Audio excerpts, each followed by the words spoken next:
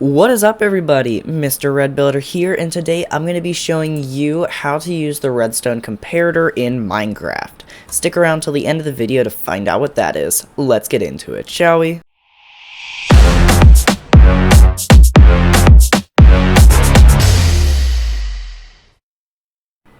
First up, you're going to need to grab yourself some comparators. To craft a comparator, you're going to need 3 pieces of stone, 3 redstone torches, and a piece of nether quartz arranged in this pattern. When placed on the top surface of a block, the redstone comparator can look like one of 2 things. One, the normal mode, where all of the posts are not glowing, or subtraction mode, which we'll get to a little later, where this front one is glowing. If you're in creative mode, you just have to go into your inventory, click over to the redstone tab, and grab one. The first thing on normal mode that comparators can do is to, well, compare signals. What happens here is I have a line of 10 blocks, I believe, and if I turn it on, this comparator is going to sustain the signal strength going through. Now, if I input a signal less than that, it will still output. However, if I input one greater than that, it's going to deactivate. Alright, so right here I have a display with a couple chests varying in degrees of fullness, going all the way up to just one row from being full. I also have a block and then a comparator facing away from that block. These 2 torches can be identified as the back of the comparator. I also have a line of 15 pieces of redstone dust and 15 redstone lamps. What I am doing here is detecting the fullness of a item storage device, like a hopper, chest, dropper, etc. And the comparator is outputting a corresponding redstone signal from 0 to 15, depending on how full it is. You can either place it with its back directly to the item, or with a block in between. You cannot just have air in between them. This is a really nice feature, as it can be used to generate 1-tick pulses in a very compact way, and if you're building, say, a storage system, you can have it let you know whenever storage is running out.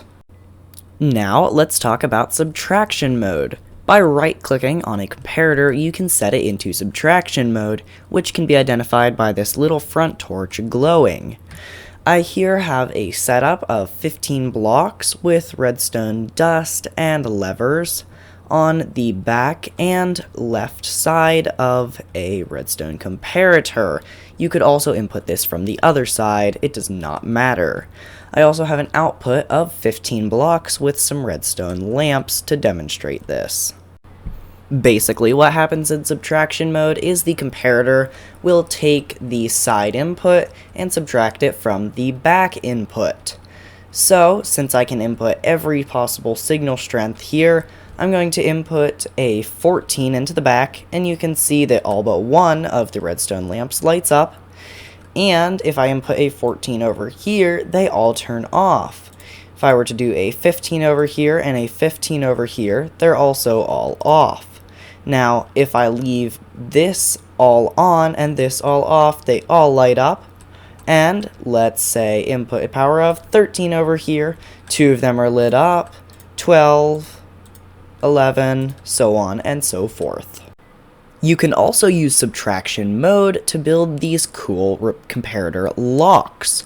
This is basically a 1-bit storage device. It can store a 0 or a 1.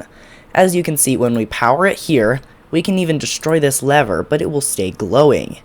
Since this comparator is set to subtraction mode, if we input a signal through the side, it will deactivate the entire circuit.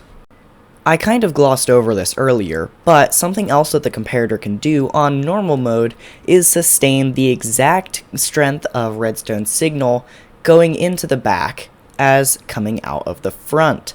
So you can see here that I have a very long line of comparators that will eventually get down to this redstone lamp. However, they do have quite a delay, and they're quite expensive to craft, so you should probably just stick with your redstone dust. Excited to see what this is? Please let me know by leaving a like on the video and subscribing to my channel. Hit that notification bell while you're at it so that you know as soon as I post a new video. Let's get to it. Now, let's address the really ugly elephant in the room. Nah, I'm just kidding. We're actually talking about this. This is a fully working 4-bit solid-state drive, or SSD. It uses a lot of comparators, including these lock circuits. We are detecting the fullness of a dropper toggle flip-flop, which we'll talk about in a later video. We are using pistons on 1-tick pulses from observers. We're using lots of repeaters, redstone torches, slime blocks, and a comparator pulse extender. This is a really cool circuit that I will also get to in a later video. Basically, what you can do with this is I'm going to format the drive, and then we are going to press this end button, skip one, and press another one. Then if we press the save button, you can see that those two lights flash and then turn right back off. Now, what that has done is saved that information onto these little drives back here that are completely solid state. That means that there are no moving parts.